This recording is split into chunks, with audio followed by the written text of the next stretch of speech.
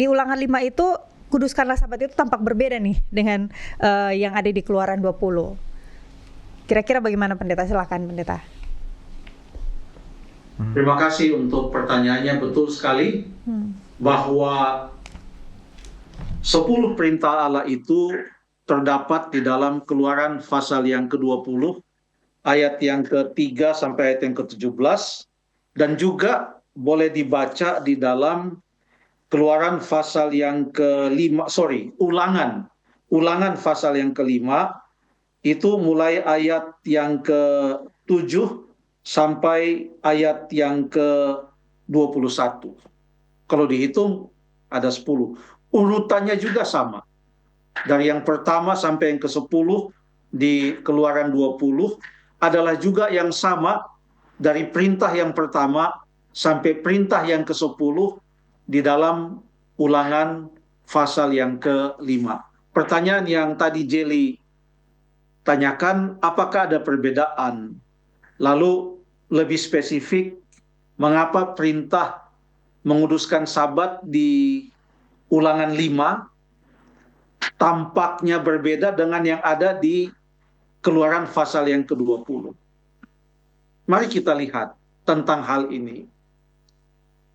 Jadi,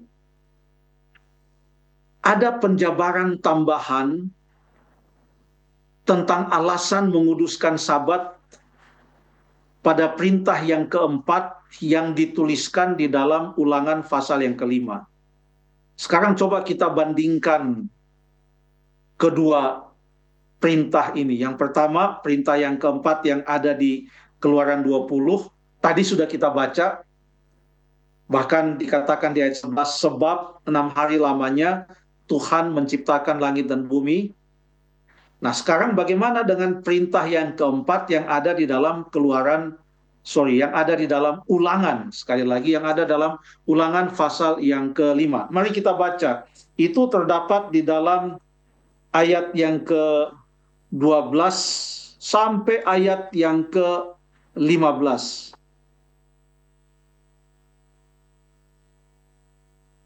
Ayat yang ke-15, kalau dari ayat 12 sampai ayat yang ke-14 itu adalah sama. Ada 1-2 kata yang mungkin berbeda tetapi sama. Yang berbeda adalah Keluaran 20 ayat 11 yang merujuk kepada penciptaan dengan Ulangan pasal yang ke-5 ayat yang ke-15. Silahkan dibaca. Ulangan 5 ayat yang ke-15 bunyinya, sebab haruslah kau ingat bahwa engkau pun dahulu budak di tanah Mesir, dan engkau dibawa keluar dari sana oleh Tuhan Allahmu, dengan tangan yang kuat dan dengan lengan yang teracung. Itulah sebabnya Tuhan Allahmu memerintahkan engkau merayakan hari Sabat. Terima kasih. Padahal di Keluaran pasal 20 ayat yang ke-11, alasan menguduskan Sabat, perintah itu beralaskan pada penciptaan. Sebab 6 hari lamanya Tuhan menciptakan langit dan bumi, laut dan segala isinya, dan ia berhenti pada hari yang ke-7. Itulah sebabnya Tuhan Allah memberkati dan menguduskannya. Tetapi sekarang mengapa dalam Ulangan 5 ayat yang ke-15 alasannya beda? Mengatakan, sebab haruslah kau ingat bahwa engkau pun dahulu budak di tanah Mesir, dan engkau dibawa keluar dari sana oleh Tuhan Allahmu dengan tangan yang kuat dan dengan lengan yang teracung. Itulah sebabnya Tuhan Allahmu memerintahkan engkau merayakan Sabat. Ini harus kita lihat dengan seksama. Jangan sampai kita melanggar kaidah-kaidah menafsirkan Alkitab. Ini bukanlah merupakan dasar atau alasan pengganti, tetapi ini adalah alasan tambahan yang lebih dikhususkan untuk orang Israel pada saat itu. Tidak ada yang berubah dalam perintah itu. Perintah itu tetap sama. Apa perintah itu? Ingatlah dan kuduskanlah hari Sabat. Tetap sama. Sabat yang dimaksudkan juga adalah tetap Sabat yang sama, yaitu Sabat dalam siklus waktu 7 hari dalam sepekan. Ini bukan berbicara tentang Sabat yang muncul setahun sekali. Kalau ada perayaan-perayaan upacara, di mana tanggal-tanggal tertentu itu menjadi Sabat. Itu kan Sabat yang 1 tahun 1 kali. Ada beberapa upacara yang ada Sabatnya, yang ditentukan oleh tanggal dan bukan ditentukan oleh urutan hari. Jadi ini bukan sedang berbicara tentang bahkan tahun Sabat yang datang beberapa tahun kemudian. Tidak. Ini sedang berbicara Sabat yang hanya menunjuk kepada hari ke-7 dalam setiap minggu, setiap pekan. Jangan dicampur aduk dengan Sabat-Sabat yang lain. Kadang-kadang karena kita tidak setuju perintah tentang hari Sabat ini ada di dalam 10 perintah Allah. Entah kenapa hanya hari Sabat ini yang selalu kita bahas. Perintah tentang mengasihi atau menghormati orang tua tidak pernah diutak-atik. Padahal ada juga dalam 10 perintah Allah.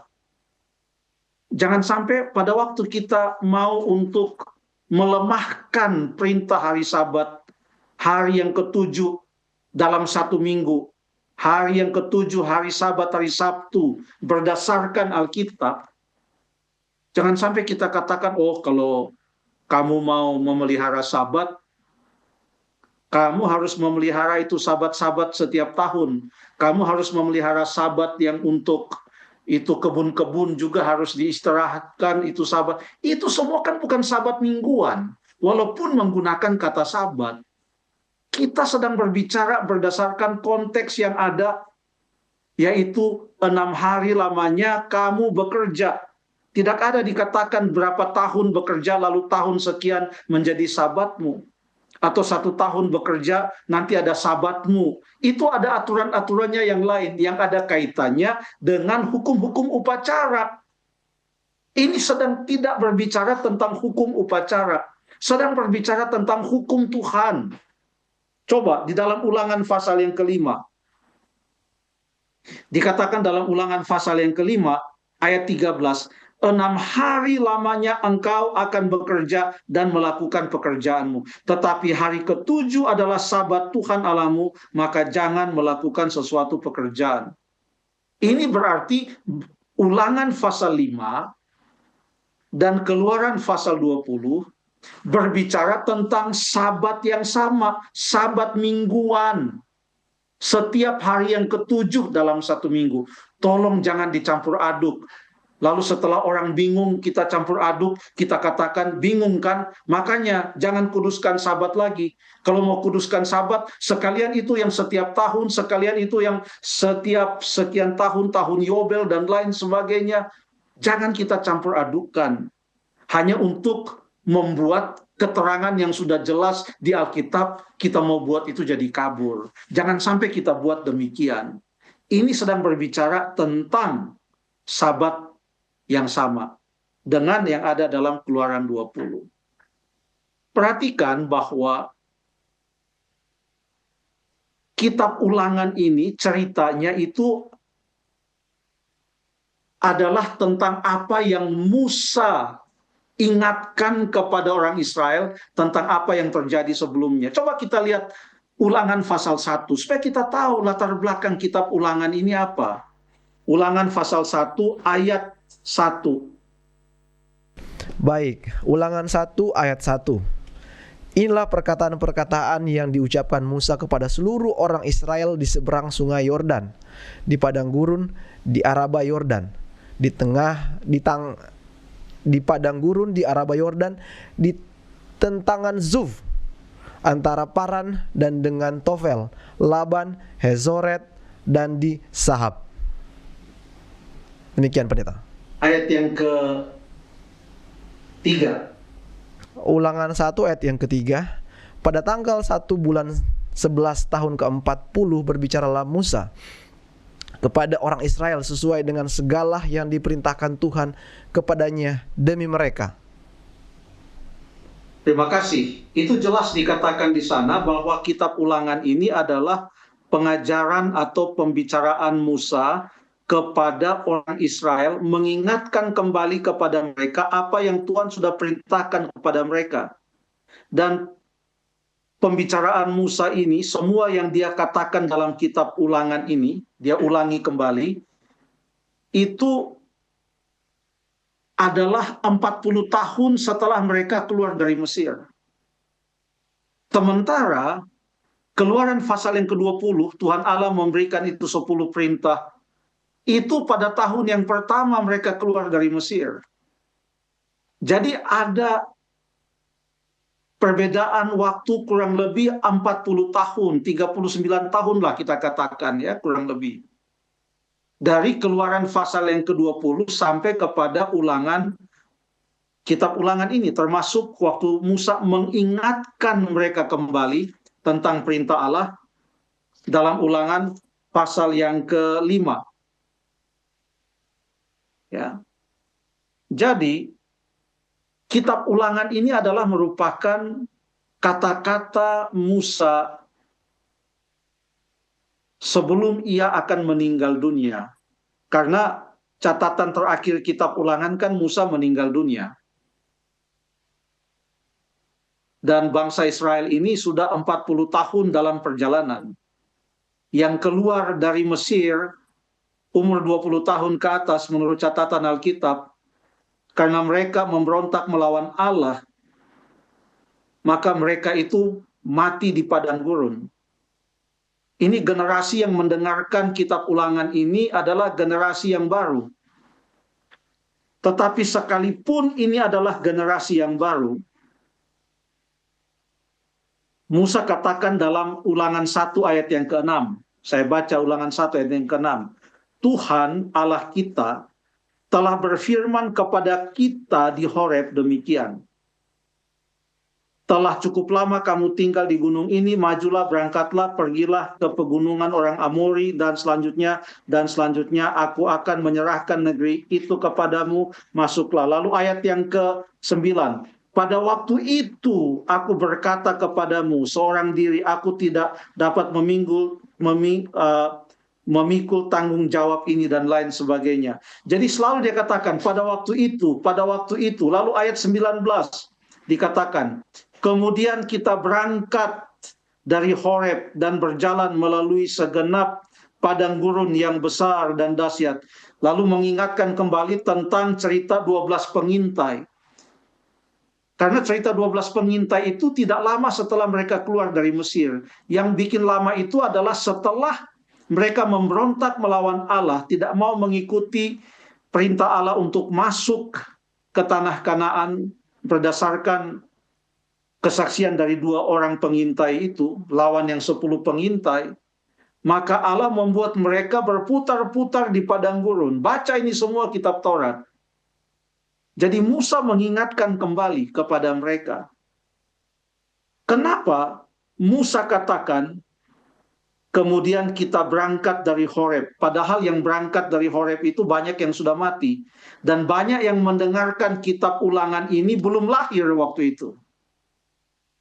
Tapi Musa katakan kita, selalu kita. Kenapa? Karena ada kesinambungan perintah yang diberikan yang 10 perintah Allah dalam kitab Keluaran itu bukan hanya untuk orang tua mereka. Itu juga adalah untuk mereka, dan Musa ingatkan lagi di dalam kitab Ulangan. Itulah yang terjadi di dalam kitab Ulangan ini. Ke-10 firman itu diulangi. Jadi ini adalah bentuk pengulangan, menekankan tentang Keluaran 20 ayat yang ke-3 sampai 17. Makanya disebut kitab Ulangan. Sebenarnya kitab Ulangan ini maksudnya kitab pengulangan perintah yang dulu. Makanya dikatakan Deuteronomos. Artinya hukum yang kedua. Karena sudah 2 kali dikasih tahu. Yang pertama di Keluaran 20, yang kedua di dalam Ulangan pasal yang ke-5. Sekarang pertanyaannya tetap ada, kenapa berbeda? Karena Musa mau memberikan sebuah alasan yang lebih khusus untuk orang Israel. Selain alasan penciptaan Musa ingatkan mereka, dahulu kamu budak di tanah Mesir. Lalu engkau dibawa keluar dari sana oleh Tuhan. Dan dengan tangan yang kuat dan dengan lengan yang teracung. Itulah sebabnya Tuhan Allahmu memerintahkan engkau merayakan hari Sabat. Musa dengan ini mengatakan, selain karena Allah menciptakan langit dan bumi selama 6 hari dan berhenti pada hari yang ketujuh, maka menguduskan Sabat itu menggambarkan juga kelepasan dari perbudakan. Nah, ada orang mungkin yang menerangkan, oh, berarti ini bukan untuk kita, karena kita bukan orang Israel. Oh, kita kan tidak pernah diperbudak di tanah Mesir. Karena kita tidak pernah diperbudak di tanah Mesir, maka perintah ini bukan untuk kita. Itu namanya salah kaprah. Kenapa salah kaprah? Coba kita kembali kepada Keluaran pasal yang ke-20. Supaya kita bisa meluruskan logika kita di dalam menafsirkan firman Tuhan. Supaya firman Tuhan ini jangan kita tabrakkan satu dengan yang lain. Karena semuanya itu adalah selaras. Mari kita buka lagi Keluaran pasal yang ke-20. Keluaran pasal yang ke-20, ayat 1, ayat 2. Keluaran 20 ayat 1 dan 2. Lalu Allah mengucapkan segala firman ini, Akulah Tuhan Allahmu yang membawa engkau keluar dari tanah Mesir, dari tempat perbudakan. Lalu perintah yang pertama, jangan ada padamu Allah lain di hadapanku. Kalau kita berlogika dengan mengatakan untuk menerangkan Ulangan pasal 5, loh kita kan tidak pernah diperbudak di Mesir, berarti perintah Sabat itu bukan untuk kita. Apa Stephen pernah diperbudak di Mesir? Kan tidak pernah. Berarti Sabat bukan untuk Stephen. Bukan begitu cara menerangkannya. Karena kita akan kewalahan sendiri dengan logika tersebut pada waktu kita mau menerangkan Keluaran pasal yang ke-20. Karena Keluaran pasal 20 ayat 2 mengatakan, Allah berfirman, Akulah Tuhan Allahmu yang membawa engkau keluar dari tanah Mesir, dari tempat perbudakan. Jangan ada padamu Allah lain di hadapanku. Kalau kita mau mengikuti logika yang seperti tadi, apakah kita juga mau mengatakan, oh, saya kan tidak pernah diperbudak di Mesir, berarti jangan ada padamu Allah lain di hadapanku, nggak berlaku untuk saya. Oh, saya kan tidak pernah diperbudak di Mesir. Berarti hormatilah ayahmu dan ibumu supaya lanjut umurmu di tanah yang diberikan Tuhan Allahmu kepadamu. Oh, itu tidak berlaku untuk saya karena saya tidak pernah dijajah di Mesir. Tidak bisa kita berlogika demikian.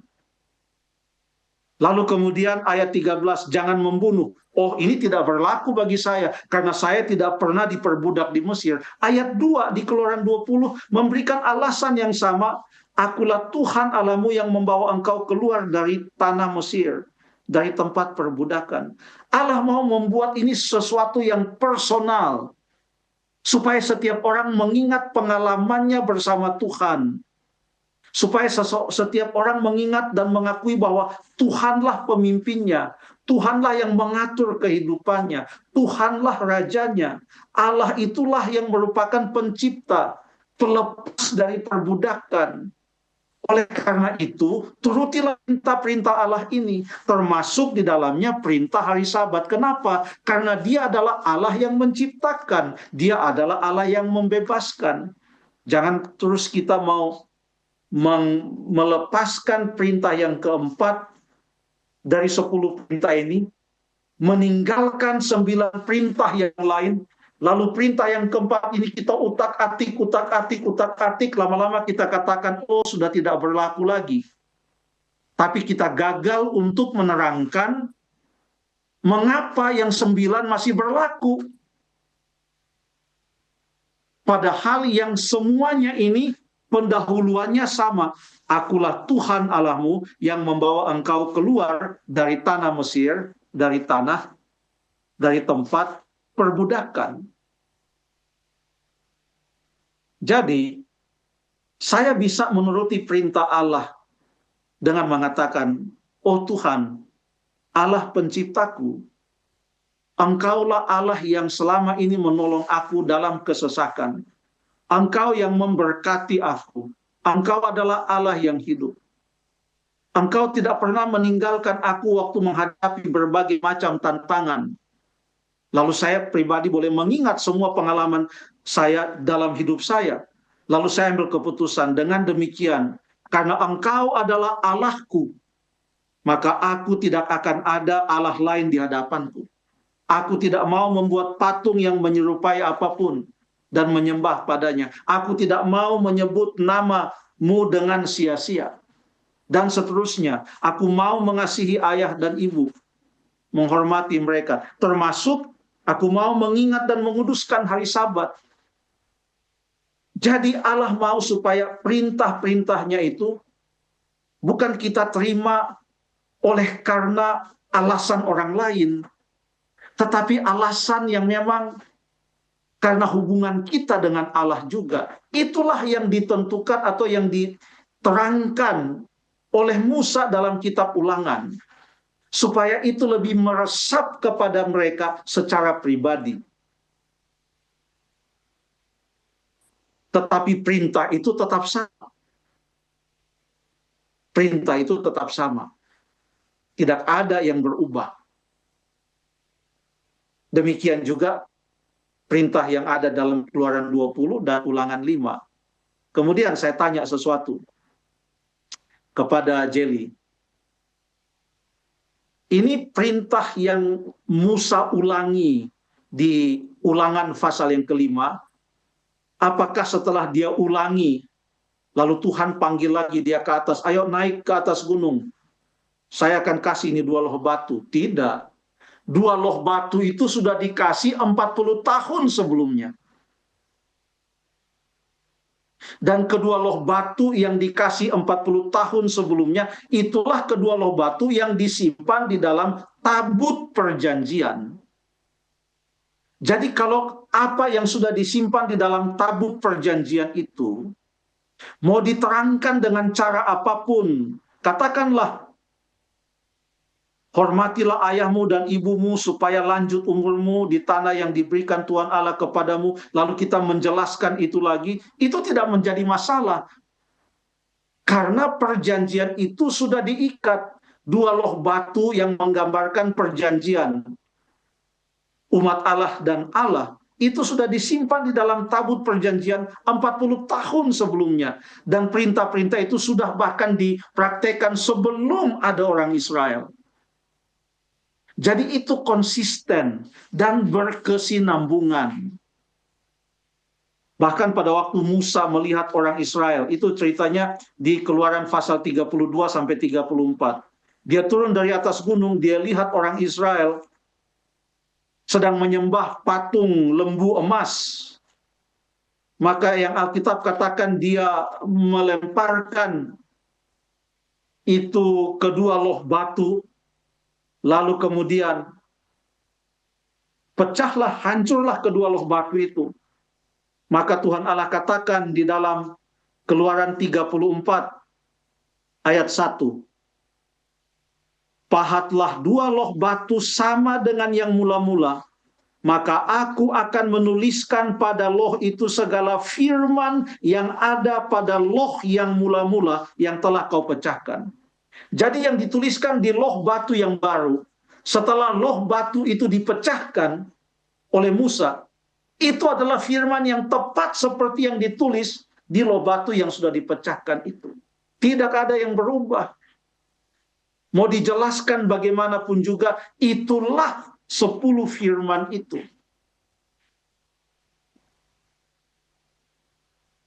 Jadi kurang lebih demikian menanggapi pertanyaan tentang Keluaran 20 dan Ulangan pasal yang kelima. Terima kasih.